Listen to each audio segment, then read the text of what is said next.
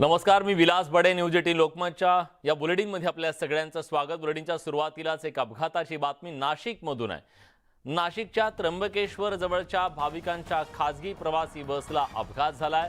बस उलटल्यानं 13 जण जखमी झालेत. जखमींना उपचारासाठी नाशिक जिल्हा रुग्णालयात हलवण्यात आलंय. सर्वजण बुलढाणा जिल्ह्यातल्या चांडोळ गावचे रहिवासी असल्याची माहिती समोर येते. लक्ष्मण घाटोळ आपले प्रतिनिधी आता आपल्यासोबत आहेत. लक्ष्मण, काय अधिक तपशील आहे याबद्दलचा? किती लोक जखमी आहेत? नाशिकच्या त्र्यंबकेश्वर जवळ भाविकांच्या या बसला अपघात झाल्याची प्राथमिक माहिती आहे. या अपघातामध्ये 13 जण जखमी झालेले आहेत. त्यापैकी 3 जणांची प्रकृती चिंताजनक असल्याची माहिती वैद्यकीय सूत्रांनी दिलेली आहे. यामध्ये या सगळ्या जखमी रुग्णांवरती नाशिकच्या जिल्हा रुग्णालयामध्ये उपचार केले जात आहेत. सर्व प्रवासी जे आहेत ते बुलढाणा येथील आहे, चांदोळ गावचे आहे. ते त्र्यंबकेश्वरला दर्शनासाठी जात असताना या गाडीचा अपघात झाल्याची प्राथमिक माहिती समोर येते. त्यामुळे आता या अपघातामध्ये दुसऱ्या कुठल्या वाहनाला आणखी अपघात झाला का हे देखील समोर आल्यानंतर यातील जखमींचा जो आकडा आहे तो वाढण्याची शक्यता देखील वर्तवली जाते. धन्यवाद लक्ष्मण, तुम्ही दिलेल्या सगळ्या सविस्तर माहितीबद्दल.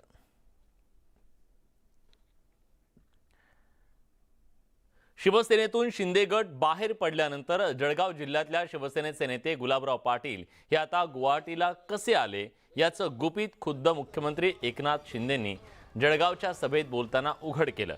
गुलाबराव पाटील यांना माझ्यासोबत येताना खूप अडचणी आल्या. ते कसे आले ते मी सांगत नाही, मात्र जिद्द आणि चिकाटी असली की ध्येय साध्य होतं, असं मुख्यमंत्री एकनाथ शिंदे म्हणाले. तब्येत बरोबर नसतानाही मंत्री गुलाबराव पाटील यांना आणण्यासाठी आमदार मंगेश चव्हाण, गिरीश महाजनांनी प्रयत्न केल्याचं मुख्यमंत्र्यांनी यावेळी स्पष्ट केलं. ॲम्ब्युलन्सद्वारे मंत्री गुलाबराव पाटील यांना नेण्यात आल्याचा गौप्यस्फोट एकनाथ शिंदेंनी केला. मला आठवतंय की त्यांना माझ्यासोबत यायला अडचणी खूप आल्या. मंगेश माहित आहे मंगेशला, पण जिद्द आणि जे काय चिकाटी असते, एक ध्येय आपण डोळ्यासमोर ठेवलं की त्याला कोणी पराभूत करू शकत नाही. ते मी सांगत नाही कसे आले ते सांगू. गिरीश महाजन आणि मंगेशना माहित आहे ॲम्ब्युलन्स त्यांनी सांगितलं, मी नाही. तब्येत खराब असताना पण त्यांची जिद्द आणि ध्येय उराशी बाळगून आम्ही काम करत होतो. राज्यात शिंदे फडणवीस सरकार आणणं सोपं नव्हतं, पण आम्ही हे मिशन यशस्वी करून दाखवलं, असं वक्तव्य गिरीश महाजनांनी केलंय. एकनाथराव पुढे निघाले, ते पुढे गेले आणि बघता बघता त्यांचं सगळं सैन्य त्यांच्या मागे गेलं आणि शेवटी सगळं जमलं, जुळून आलं, घडून आलं. यामागे चामुंडा मातेचा आशीर्वाद होता. 17-18 लोक घेऊन बाहेर पडायचं आणि 50 पर्यंत मजल गाठायची हे खूप अवघड होतं. उद्धव ठाकरेंना कंटाळून सगळे आमदार बाहेर पडल्याचा गौप्यस्फोटही महाजनांनी केला. एकनाथरावजी निघालेत, पुढे गेलेत, बघता बघता सगळं सैन्य त्यांच्या मागे गेलं आणि शेवटी जमलं, झालं एकदाच. आणि म्हणून या सगळ्या गोष्टी जमून आल्यात, घडून आल्यात. आणि या मागे खरं मी सांगेल की चामुंडा मातेचा आशीर्वाद आमच्या पाठीशी होता. हे सोपं नव्हतं, एवढं सोपं नव्हतं. आणि म्हणून अनेक लोकांचे आशीर्वाद साहेबांच्या पाठीशी. तर सोपं आहे का एवढं? शिवसेनेसारख्या पक्षातून 40 लोक बाहेर पडतायत, त्यांना कंटाळून बाहेर पडतात उद्धवजींना, त्यांच्या सरकारला. राज्यातील सत्तांतरानंतर शिवसेनेत एकनाथ शिंदे आणि उद्धव ठाकरे यांच्या दोन्ही गटात एकमेकांवर कुरघोडी सुरू आहे. नुकत्याच बाळासाहेबांची शिवसेना पक्षात गेलेल्या पदाधिकाऱ्यांवर संजय राऊतांनी टीका केली. त्यांच्या या टीकेला नाशिकमधल्या शिवसैनिकांनी जोरदार प्रत्युत्तर दिलंय. संजय राऊत हे केवळ शनिवार रविवार वडोदरा कंपनीचा हिशेब घ्यायला नाशिकला येतात. शिंदे गटाचे महानगर प्रमुख प्रवीण तिदमे यांनी हा आरोप केला.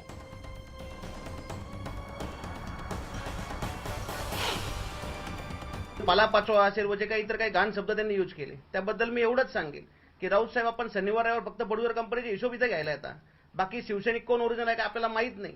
व आपण फक्त शनिवार रविवार एकच कंपनीकडे यायचं व त्या कंपनीकडून पैसे घेऊन जायचे, एवढंच काम आपण आजपर्यंत केलं आहे. आणि आपल्या स्वागताला सुद्धा नाशिकमध्ये आपल्या स्वागताला राष्ट्रवादीला स्वागत करायला लागतं, कोणी शिवसैनिक आपलं स्वागत करायला येत नाही. याचा सुद्धा आपण एक आत्मपरीक्षण करण्याची गरज आहे. आमच्यासारखे शिवसैनिक वाघ हे शिवसेनेत होते म्हणून शिवसेना आजपर्यंत इथपर्यंत आली. राऊतांनी कधी रस्त्यावर उतरून आंदोलन केलंय? ते फक्त शरद पवारांकडे जाता आणि शिवसेना कशी संपवायची याचं स्क्रिप्ट दररोज घेऊन येता आणि सकाळी 10ला बोलता. ही राऊतांची खरी लायकी.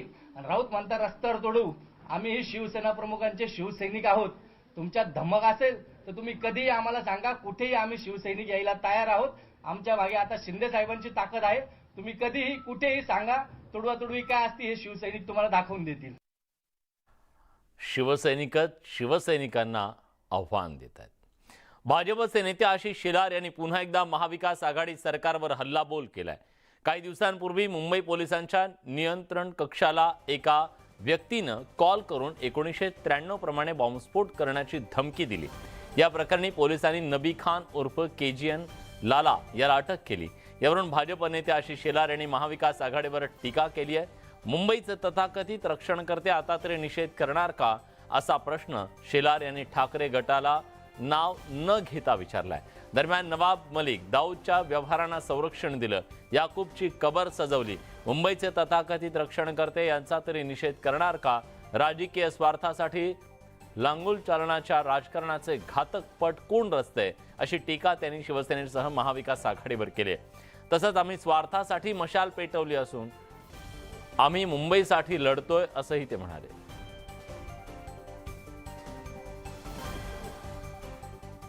हा संशयित आरोपी याह्या खान हा मुंबईत जागोजागी बॉम्बलास्ट करणार आहोत, जातीय दंगे घडवणार आहोत. 93च्या बॉम्बस्फोटातील आरोपींशी त्याचा परिचय आहे, संपर्क आहे. मुंबईतच 13 ठिकाणी त्याच्यावर गुन्हे रजिस्टर आहेत. मग ही हिंमत येते कुठून? मुंबईकरांच्या जीवावर उलटवण्याची आणि त्यांना हत्या घडवून जातीय दंगली करण्याची ही कट कारस्थान रचली कशी जातात? आमचा सवाल आहे महाराष्ट्र विकास आघाडी आणि विशेषतः उद्धवजींच्या शिवसेनेला. नवाब मलिक तुम्ही पचवलं, त्याचे गुन्हे पचवले, दाऊदशी संबंध तुम्ही पचवलेत, याकूब मेमनच्या थडग्याला सजवत बसलात. श्रद्धा वालकरचा नराधम ज्याने हत्या केली त्या आफताबबद्दल तुम्ही बोटछेपी भूमिका घेतलीत. आता या प्रकरणात ही बोटछेपी भूमिका आहे का? प्रश्न निर्माण होतो ज्या वेळेला केवळ काही विशिष्ट वर्गाच्या मतांच्या लांगुल चालनासाठी मतांच्या आधारावर ज्यावेळेला पक्ष राजकीय भूमिका बदलतात त्यावेळेला शहर आणि देशाच्या सुरक्षिततेचा प्रश्न गंभीर होतो. आणि म्हणून भारतीय जनता पार्टी जागर मुंबईतून हेच तर मांडते मुंबईकरांसमोर.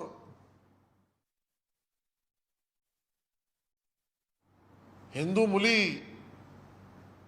या काही खेळाचं साधन या लोकांना वाटायला लागलंय, त्यांच्यावर अन्यायच करावा असं वाटायला लागलं की काय?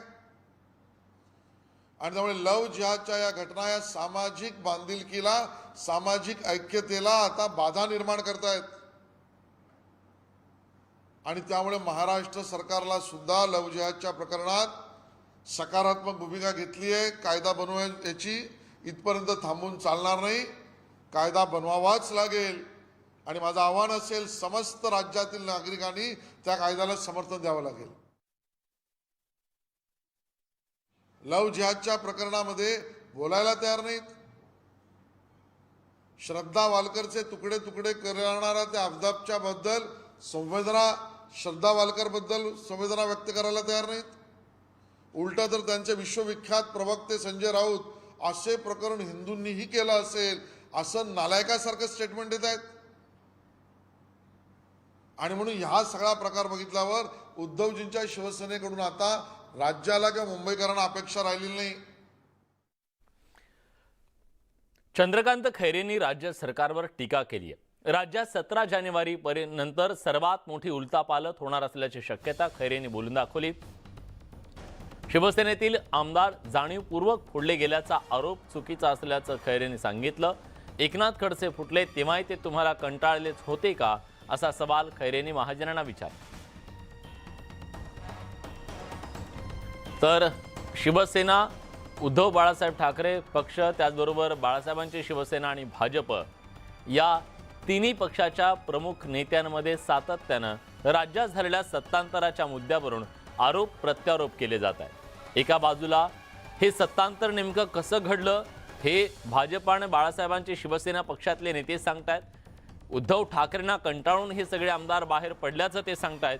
तर दुसऱ्या बाजूला खैरेंनी मात्र त्याच्यावर टीका केली आहे.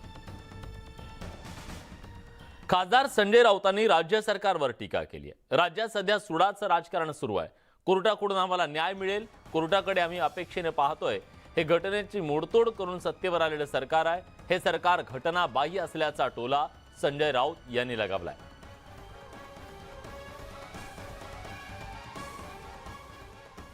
आमच्या न्यायालयावरती विश्वास आहे.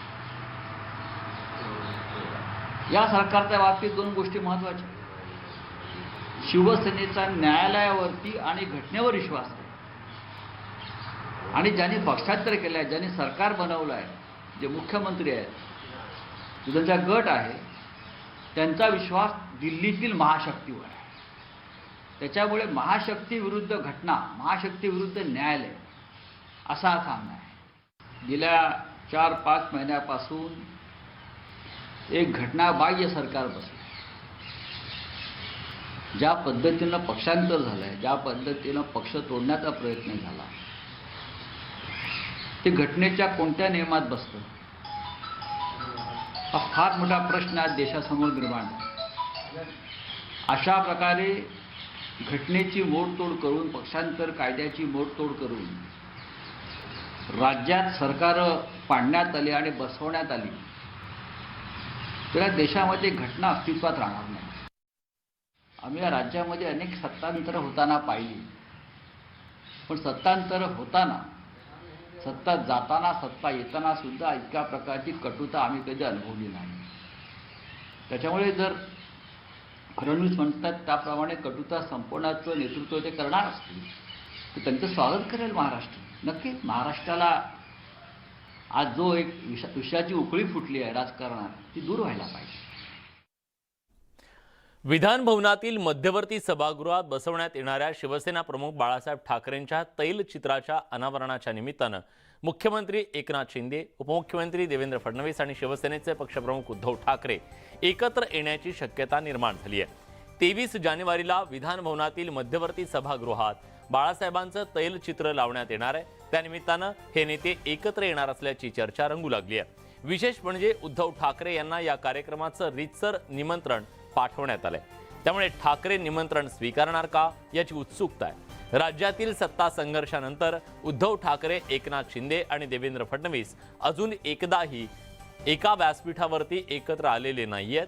शिंदे, फडणवीस आणि ठाकरे यांच्यातला संघर्ष पाहता उद्धव ठाकरे या कार्यक्रमाला उपस्थित राहण्याबाबत साशंकता व्यक्त केली जाते.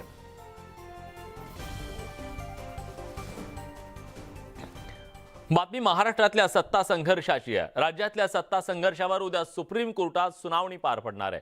सकाळी 10:30 वाजता कोर्टात सुनावणीला सुरुवात होईल. सध्या 5 न्यायमूर्तींच्या घटनापीठासमोर हे प्रकरण आहे. सत्ता संघर्ष प्रकरणी घटनापीठाने 8 मुद्दे निश्चित केले. त्यातील 16 आमदारांच्या अपात्रतेसंदर्भातल्या मुद्द्यावर शिवसेना, उद्धव बाळासाहेब ठाकरे पक्षानं 7 न्यायमूर्तींच्या घटनापीठाकडे ते द्यावं अशी मागणी मागील सुनावणीत केली. त्यामुळे या मागणीवर उद्या निर्णय होण्याची शक्यता आहे.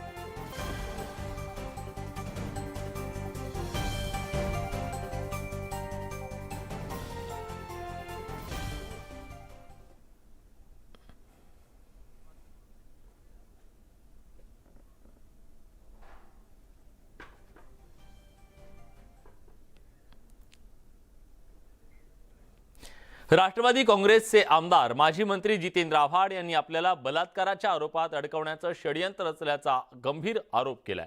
आव्हाडांच्या या विधानानं राजकीय वर्तुळात एकच खळबळ उडाली आहे. काही दिवसांपूर्वी आव्हाड यांच्यावर विनयभंगाचा गुन्हा दाखल करण्यात आला होता. एका महिलेनं त्यांच्या विरोधात याबाबत तक्रार केली होती. त्यानंतर आव्हाडांनी राजकारण सोडणाराचं विधान केलं होतं. मात्र आता त्यांनी हा नवा आरोप करत सरकारला इशारा दिलाय. ऊपर से मेरे ऊपर और एक केस लेने की कोशिश कर रही है, जो सबसे गंदा केस होगा वो है बलात्कार का, जो चीज मैंने की ही नहीं है। वो चीज के लिए मैं कभी भी गुनहगार नहीं बनूंगा। और फिर अगर यही होने वाला है कानून के साथ, तो फिर मैं भी अब कानून हाथ में लेने के लिए तैयार हो गया। इसको चाहे इशारा समझो, लेकिन अब बहुत हो रहा है। राज्यपाल भगतसिंग कोश्यारी यांच्याबाबत बोलताना ज्येष्ठ साहित्यिक श्रीपाल सबनीस यांची जीभ घसरली आहे। सबनीस यांच्या या वक्तव्यावरून मोठा वाद होण्याची चिन्ह आहेत। लोहारा होळी इथं साहित्य सम्राट अण्णाभाऊ साठे साहित्य संमेलन भरवण्यात आलं। या कार्यक्रमात बोलताना सबनीस यांनी पातळी सोडून टीका केली। महत्त्वाचं म्हणजे राज्यपाल पदावर असलेल्या व्यक्तीबाबत बोलताना ज्येष्ठ साहित्यिक असूनही असं पातळी सोडून बोलणं कितपत योग्य असा सवाल उपस्थित होता।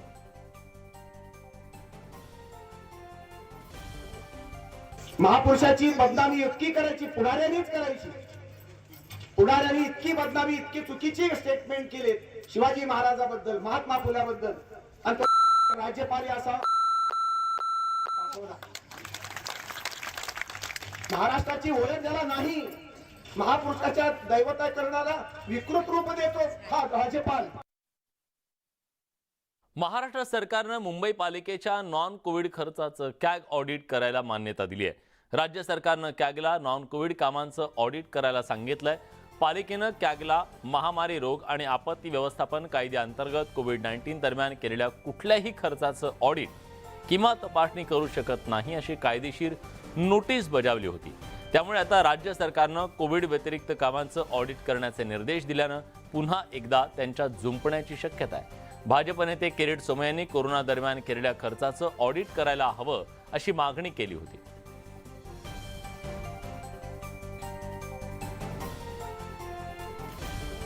आपण जाणून घेऊया काय काय घडलंय। 28 नोव्हेंबर 2019 ते 28 फेब्रुवारी 2022 दरम्यानची कामं 12,023 कोटी 88 लाखांचा खर्च याच्यावरती झाला।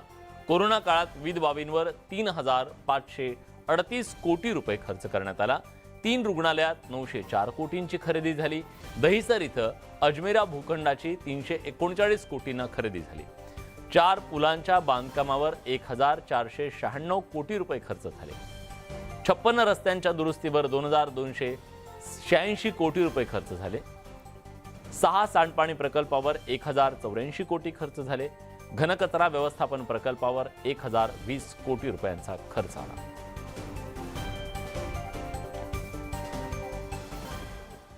कोविडच्या संदर्भात तुम्ही जर खरे असाल, तुम्ही काय भ्रष्टाचार केला नसेल तर चौकशीला का घाबरताय? आणि इक्बाल चहल यांच्यामध्ये ही हिंमत आली कुठनं की राज्य सरकार सांगते चौकशी करा आणि इक्बाल चहल सांगते चौकशी करू नका। मग इक्बाल चहलांच्या खांद्यावर बंदूक ठेवून कोण गोळ्या मारतंय? चौकशी झाली तर कारवाई व्हायलाच पाहिजे। जर एखादा माणूस दोषी आढळला तर त्याच्यावर कारवाई करणार नाही असा कुठला कायदा आहे की जो म्हणतो की बाबा भ्रष्टाचार सिद्ध झाला तरी कारवाई करू नका? असा कुठला कायदा तयार केला संविधानाने तो तरी दाखवा आम्हाला। इक्बाल चहल संपूर्ण खोटं बोलतायत। महापालिकेकडे रजिस्टर्ड वेंडर होते, त्या सगळ्या वेंडरांकडनं कोटेशन मागवता येऊ शकत होतं, त्यांनी ती कुठलीही प्रक्रिया केली नाही। किशोरी पेडणेकरांच्या मुलाला काम द्या, आदित्य ठाकरेंच्या जवळच्या लोकांना काम द्या, हे धंदे इक्बाल चहलने केले आणि आता त्यापासून लपू पाहत आहेत ते। काही जे पेंडेमिक ॲक्ट आहेत त्याचा दाखला देत त्या चौकसीपासून मुंबई महानगरपालिकाचे ठराविक अधिकारी, सत्ताधारी, तेव्हाचे शिवसेनेचे नेते लोकांच्या बचावण्याचा प्रयत्न करत आहेत। जर कोणी गैरव्यवहार केला असेल, चूक केली असेल, त्याच्यावर कठोर कारवाई करण्यात यावी अशी तरतूद असताना हा कुठे ना कुठे धूलफेक करण्याचा एक प्रयत्न आहे। कोरोना काळात जे खर्च झालेला आहे यामध्ये मोठ्या प्रमाणामध्ये भ्रष्टाचार झालेला आहे। सप्टेंबर ऑक्टोबर महिन्यात कॅगचे आदेश दिले होते चौकशीसाठी। महानगरपालिका कोरोना काळात जे त्यांनी खर्च केलेला आहे आणि त्याचे नंतर असा एक बातमी प्रशासन कडून आलेलं आहे की आपण एपिडेमिक ॲक्टमध्ये चौकशी करू शकत नाही. मला आश्चर्य वाटत आहे की जेव्हा आपण कॅगच्या ऑर्डर करत आहे, आदेश देत आहे, त्याच्या आधी हे सगळे विचारलं पाहिजे होते. नागपुरातून एक अतिशय धक्कादायक बातमी आहे. नागपूर मौदा पोलीस स्टेशनच्या आवारातच विनयभंगाच्या आरोपीची धुलाई केल्याचा व्हिडिओ व्हायरल होतोय. गुन्हा दाखल करून 3 आठवड्यापासून अटक न केल्यानं असंतोष होता लोकांच्या मनात. रात्री पोलिसांनी त्याला पकडून आणलं असताना त्या आरोपीची मग लोकांनी यथेच्छ धुलाई केली. हा व्हिडिओ सध्या सोशल मीडियावर प्रचंड व्हायरल होतो. उदय तिमांडे आपले प्रतिनिधी आहेत आपल्यासोबत आहेत. उदय तिमांडे, हा आरोपी नेमका कोण आहे, काय केलं होतं त्यानं आणि का लोक इतके चिडलेले होते? खरं तर ज्या आरोपीला ही मारहाण होत असतानाचा आपल्याला पाहायला मिळतं, त्याच्यावर विनयभंगाचा गुन्हा जो आहे तो दाखल आहे आणि 3 आठवड्यापासून त्याच्यावर गुन्हा दाखल असताना देखील पोलीस त्याला अटक करत नव्हती. त्यामुळे जे आहे ते नागरिकांनीच त्याला पकडून पोलीस स्टेशनमध्ये आणलं होतं आणि पोलिसांना त्याला अटक करण्याची जी आहे ती विनंती करत होती. मात्र पोलीस त्याला प्रतिसाद देत नव्हतं. दुसऱ्या बाजूने आरोपीकडून जी आहे ती नागरिकांसोबत मुजोरी केली जात होती. त्यामुळे संतापलेल्या नागरिकांनी मौदा पोलीस स्टेशन, नागपूर ग्रामीणच्या मौदा पोलीस स्टेशन परिसरातच जे आहे ते पोलिसांसमोरच त्या आरोपी सोबत जी आहे ती धक्काबुक्की केली. विशेष म्हणजे त्यावेळी तिथे पोलीस अधिकारी आणि कर्मचारी देखील उपस्थित होते. त्यांच्या डोळ्या देखत जी आहे ती ही मारपीट झाल्याची ही घटना समोर आलेली आहे. याचे व्हिडिओ सध्या आता सोशल मीडियावर मोठ्या प्रमाणात व्हायरल. प्रकरणाची काय दखल घेते, आरोपीला अटक करते आणि विशेष म्हणजे जर अशा पद्धतीने विनयभंगाच्या गुन्हा दाखल असलेल्या आरोपीला जर 3 आठवडे अटक होत नसेल तर या दृष्टीनं देखील नागपूर पोलीस आता काय कारवाई करते हे पाहणं महत्वाचं असेल. धन्यवाद तुम्ही दिलेल्या सगळ्या सविस्तर माहितीबद्दल. शिक्षक मतदारसंघासाठी होणाऱ्या विधान परिषद निवडणुकीसाठी भाजपनं उमेदवार जाहीर केलेत. ठाणे कोकण विधान परिषदेसाठी ज्ञानेश्वर म्हात्रे यांना उमेदवारी जाहीर झाली आहे. पश्चिम विदर्भातून रणजित पाटील तर मराठवाड्यातून किरण पाटील यांना उमेदवारी देण्यात आली आहे. भाजपचे प्रदेशाध्यक्ष चंद्रशेखर बावनकुळे यांनी ही घोषणा केली आहे. नाशिक विधान परिषदेच्या संदर्भात 1-2 दिवसात निर्णय होईल असं बावनकुळेंनी म्हटलंय. या निवडणुकीमध्ये एकनाथ शिंदे आणि देवेंद्र फडणवीस दोघांच्या समन्वयानं 5 विधान परिषदेच्या जागा लढवल्या जाणार आहेत. पुण्याचं वैशिष्ट्य असं आहे की पुण्यामध्ये एकूण 3 वेळेला हे प्रतिनिधी यायचे आहेत. आत्ता जूनमध्ये आणि सप्टेंबरमध्ये. जून आणि सप्टेंबरच्या तारखा नक्की व्हायच्या आहेत, पण आताच्या तारखा नक्की झाल्या 16 आणि 17. साधारणतः 37 देशांमधले 120 प्रतिनिधी येतील आणि 2 पूर्ण दिवस. प्रामुख्याने इथे आत्ता जो विषय आहे तो पायाभूत सुविधा असा आहे आणि मग त्या शहरामध्ये येणाऱ्या लोकांना पायाभूत सुविधा कशा वेगवेगळ्या ठिकाणी दिल्या गेल्या, किती तत्परतेने दिल्या गेल्या, अशा प्रकारचा प्रामुख्याने एक ब्रेनस्टॉर्मिंग, एकमेकाचे एक्सपिरियन्सेस शेअर करणं हे या ठिकाणी व्हायचं आहे. कोकण विधान परिषद निवडणुकीकरता ज्ञानेश्वरजी म्हात्रे यांना एकनाथजी आणि देवेंद्रजी यांच्या नेतृत्वात कोकण विधान परिषदचे उमेदवार राहणार आहेत. मराठवाडा पदवीधर करता आधीच किरण पाटील यांना उमेदवारी दिली आहे. पश्चिम विदर्भामध्ये जे सिटिंग MLC आहे रणजित पाटील यांना उमेदवारी यापूर्वीच दिली आहे. पूर्व विदर्भाची जी एक MLC आहे विधान परिषद, यामध्ये शिक्षक परिषद ही जागा नेहमीच लढवतं. लवकरच एकनाथजी आणि देवेंद्रजी यांच्या समन्वयाने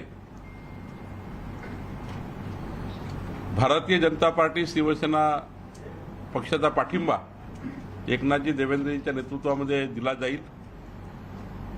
अजून 1-2 दिवसात निर्णय होईल.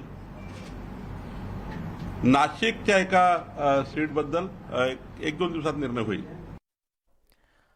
पुण्यात आज मनसे अध्यक्ष राज ठाकरे यांच्या हस्ते ज्येष्ठ अभिनेते अशोक सराफ यांचा सन्मान करण्यात आला। या कार्यक्रमात राज ठाकरेंच्या हस्ते अशोक सराफ यांचा सन्मान करण्यात आला। यानंतर राज ठाकरेंचं भाषण झालं। या कार्यक्रमाला पुण्यातील रसिकांसह मनसेचे शहरातले अनेक नेते उपस्थित होते। या कार्यक्रमात नेहमीप्रमाणे राज ठाकरेंचं दणक्यात भाषण झालं, तरी देखील चर्चा मात्र वसंत मोरेंच्या एका फोटोची होती। कोथरूडमधील यशवंत नाट्यगृहात हा कार्यक्रम पार पडत असताना राज ठाकरेंच्या भाषणाला मनसे नेते किशोर शिंदे, हेमंत संभूस, अजय शिंदे, बाळा भेगडे, अनिल शिदोरे हे उपस्थित होते। विशेष म्हणजे सर्व नेते पहिल्या रांगेत बसलेले होते। दुसरीकडे मनसेचे पुण्याचे डॅशिंग नेते वसंत मोरे मात्र मंचाच्या डाव्या बाजूला पाठीमागे एका कोपऱ्यात उभे राहून भाषण ऐकताना दिसले।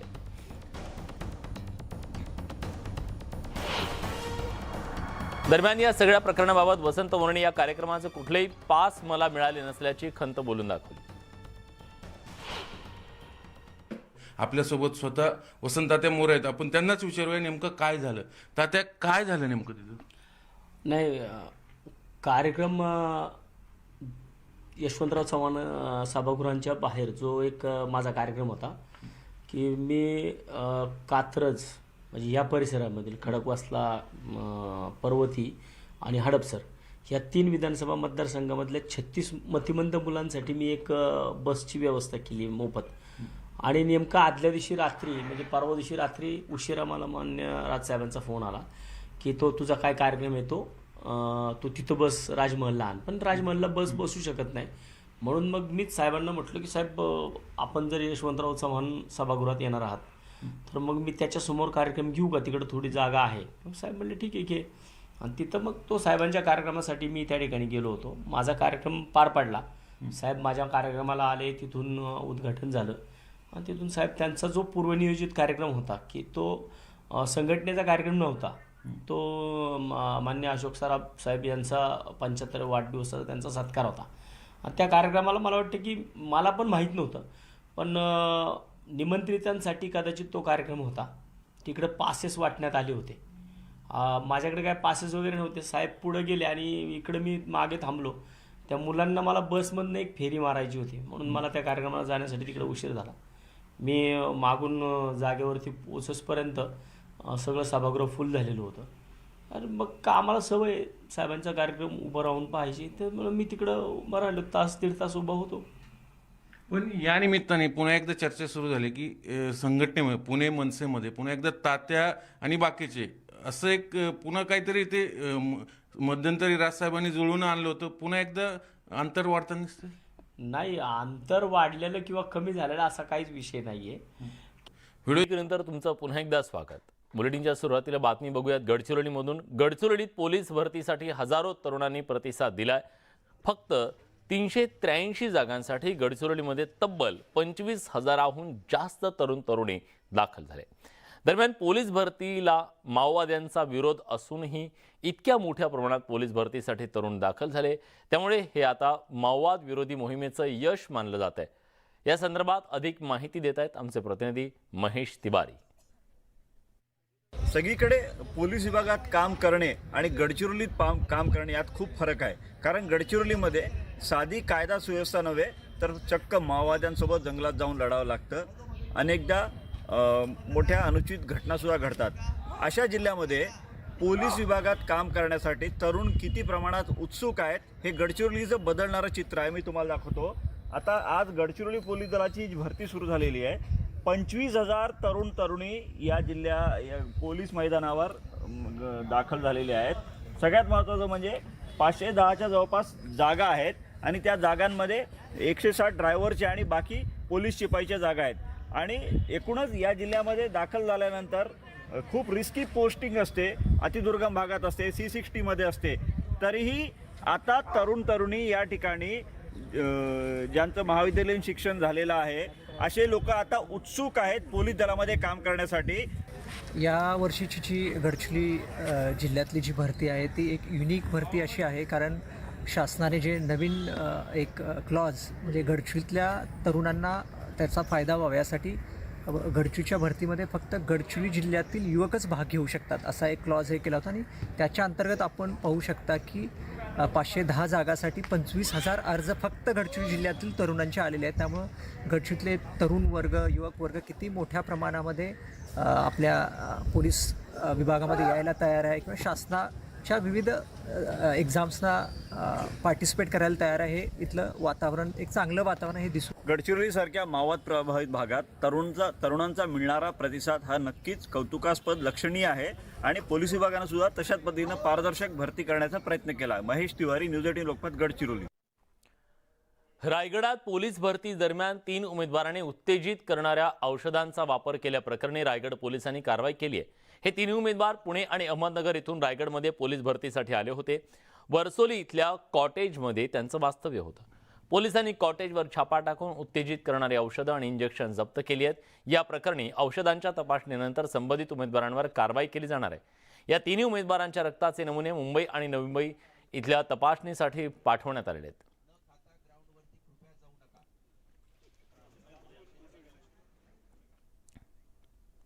साई संस्थांच्या एज्युकेशन डोनेशन फंडमध्ये कोट्यवधी रुपये पडून असताना महाविद्यालयात सुविधांचा सध्या वाणवा दिसतेय आणि पुरेसे शिक्षक नाहीत, प्रयोगशाळा नाही, ग्रंथालयात पुस्तकं नाहीत.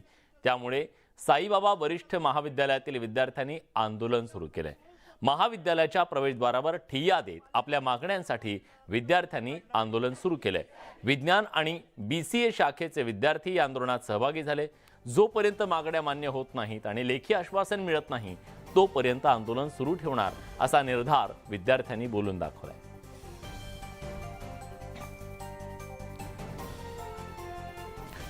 ICICI बँक गैरव्यवहार प्रकरणात बँकेच्या माजी CEO चंदा कोचर आणि त्यांचे पती दीपक कोचर या दोघांनाही हायकोर्टानं जामीन मंजूर केलाय. 1 लाख रुपयांच्या जात मुचलक्यावर या दोघांना जामीन देण्यात आलाय. तसंच CBIनं कोचर दाम्पत्याला केलेली अटक कायद्यानुसार नसल्याचं कोर्टाचं म्हणणं आहे. ICICI बँक व्हिडिओकॉन कर्ज फसवणूक प्रकरणात CBIनं कोचर दाम्पत्याला अटक केली होती. त्यानंतर व्हिडिओकॉनचे प्रवर्तक वेणुगोपाल धूत यांनाही याच प्रकरणात अटक करण्यात आली होती. तिघेही सध्या न्यायालयीन कोठडीत आहेत.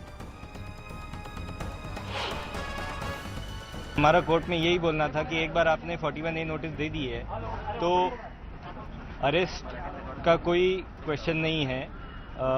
सुप्रीम कोर्ट ने बार बार ये लॉ रिपीट किया है कि जब भी आप 41A नोटिस देते हो तो फिर उसमें अरेस्ट का कोई सवाल नहीं है जब तक आदमी कोऑपरेट कर रहा है. यही बात हमने हाईकोर्ट के सामने रखी और हाईकोर्ट ने आज एक्सेप्ट किया है कि हमारा फुल कंप्लायंस था 41A का और जो CBI ने अरेस्ट किया है वो अरेस्ट इलीगल है और इसीलिए इमीडिएटली इनको छोड़ देना चाहिए. कोर्ट ने उनको 1 लाख रुपए कैश ईच भर के छोड़ने का आदेश दिया है.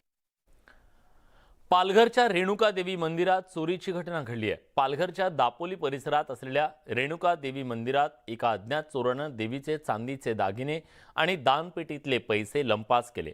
चोरट्याचा हा कारनामा CCTVत कैद झालाय.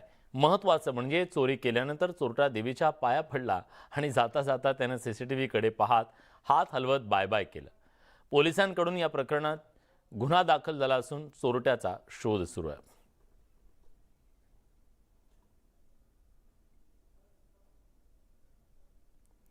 भक्त चोरटा. वेळ पुढच्या बातमीकडे. भिंतीला भगदाड पाडून चोरट्यांनी सराफा दुकान फोडल्याची घटना जालना जिल्ह्यातल्या अंबड शहरात घडली आहे. भल्या पहाटे शहरातील बागडे सराफा दुकानाच्या भिंतीला चोरट्यांनी छिद्र पाडून आत प्रवेश केला. सोबत एक गॅस सिलेंडर आणून कटरच्या साह्याने तिजोरी फोडली. ही घटना सराफा व्यावसायिक असलेले मयूर बागडेंच्या लक्षात आली. त्यानंतर त्यांनी याची माहिती पोलिसांना दिली. दरम्यान कुणीतरी येत असल्याची कुणकुण लागता चोरट्यांनी तिथून पळ काढला. यावेळी पोलीस आणि गावकऱ्यांनी पाठलाग करून एका चोराला पकडलं. दरम्यान तिजोरीतून किती रुपयांचे दागिने चोरीला गेले याची माहिती मिळू शकली नाहीये. या प्रकरणी गुन्हा दाखल करण्याची प्रक्रिया सुरू आहे.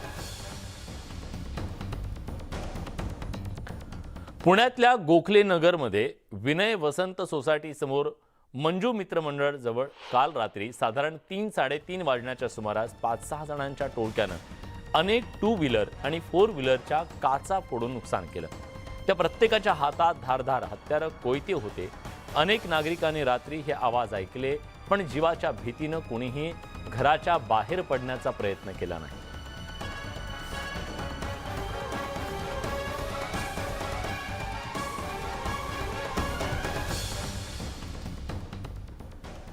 पुण्यात मद्यधुंद अवस्थेत कोयत्यानं दुकानांची तोडफोड करणाऱ्या गँगची नशा उतरवणाऱ्या दोघा जिगरबाज पोलीस कर्मचाऱ्यांचा गौरव करण्यात आला. पोलीस आयुक्त रितेश कुमार यांनी या दोन्ही कर्मचाऱ्यांना शाबासकी देत 50,000चं रिवॉर्ड जाहीर केलं. तर नशेखोर हल्लेखोरांच्या हातातील कोयत्यांचा लाठीनं सामना करत त्यांनी नशा उतरवल्याचा व्हिडिओ व्हायरल झाल्यानंतर सिंहगड ठाण्याच्या दोन्ही बीट मार्शलांचा सोशल मीडियावर डंका वाजतोय. फेसबुक आणि इंस्टाग्रामवर त्यांना एका दिवसात तब्बल 60,000वर नेटकऱ्यांनी फॉलो केलंय.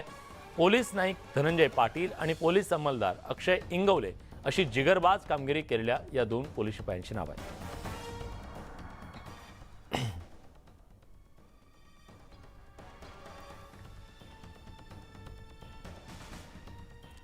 सोलापुरातील करमाळ्याचे भाजप तालुकाध्यक्ष गणेश चिवटेंवर व्याजापोटी 37 गायी दमदाटी करून नेल्याचा आरोप करण्यात आलाय. अजून त्यांच्यावर कुठलीही कारवाई न झाल्यानं एका तरुणानं आत्महत्या केली आहे. आत्महत्येचा प्रयत्न करणाऱ्या अक्षय पवार यांनी पोलीस अधीक्षक कार्यालयात आत्महत्येचा प्रयत्न केला.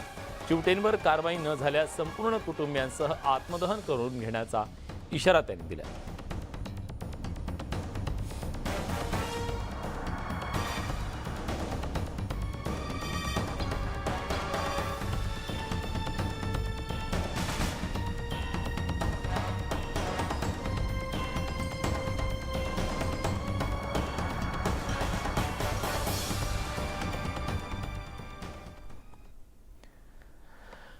बातमी नवी दिल्लीतून आहे. सर्वोच्च न्यायालयानं सक्तीच्या आणि फसव्या धर्मांतरावर चिंता व्यक्त केली आहे. हा केवळ एका विशिष्ट राज्याशी निगडीत मुद्दा नाही. देशभरात घडणाऱ्या या घटना चिंतेच्या आहेत. कोणत्याही एका राज्याशी संबंध जोडून त्याला राजकीय रंग देण्याची गरज नाही, असंही सर्वोच्च न्यायालयानं म्हटलंय. सर्वोच्च न्यायालयानं अटॉर्नी जनरल वेंकटरमाणी यांनाही सहकार्य करण्यास सांगितलंय. केंद्रानं प्रतिज्ञापत्र दाखल न केल्याबद्दल सर्वोच्च न्यायालयानं तीव्र नाराजी व्यक्त केली आहे. याचिकाकर्त्याच्या वकिलांनी सांगितलं, जबरदस्तीनं धर्मांतराच्या बाबतीत कोणताही कायदा नाही, त्यामुळे न्यायालयानं यावर कायदा करावा.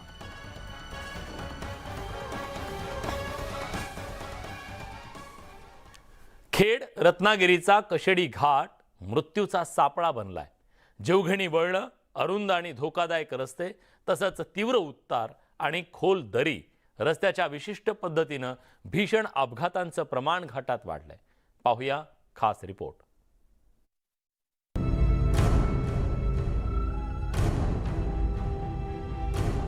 मृत्यूचा घाट, कशेडी घाट. कशेडी घाट बनला मृत्यूचा सापळा. 7 ब्लाइंड स्पॉटमुळे अपघातांमध्ये वाढ. न्यूज 18 लोकमतचा रियालिटी चेक.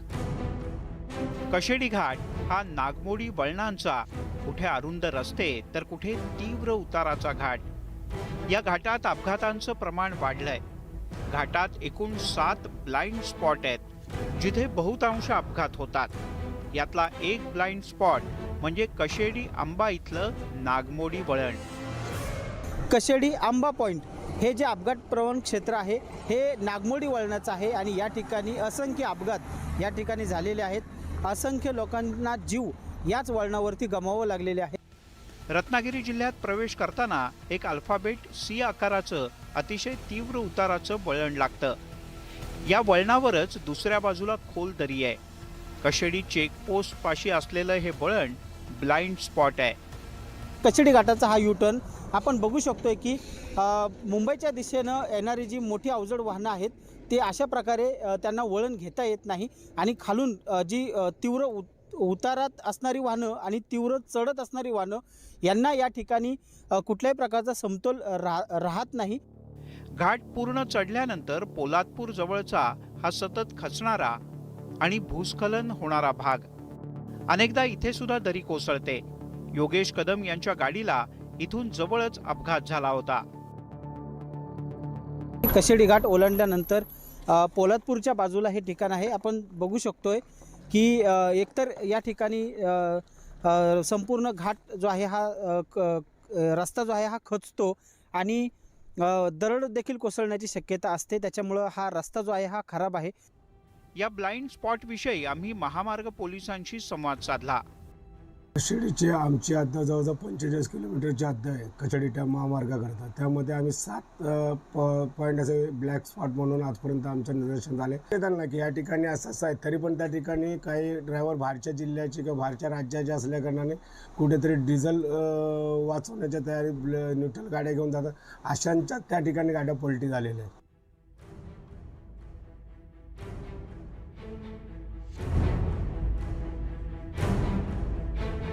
तीव्र चढ आणि अवघड वळणं आणि तसेच त्या ठिकठिकाणी कोसळणारी दरडी आणि रस्त्याची विशिष्ट परिस्थिती ही जी आहे ही कशिडी घाटात अपघात होण्यासाठी जी कारणं आहेत ती शासनानं शोधली देखील आहेत. मात्र त्या कारणांवरती त्या अपघात रोखण्यासाठी प्रशासनाने मात्र या ठिकाणी आता गांभीर्यानं लक्ष देणं गरजेचं आहे.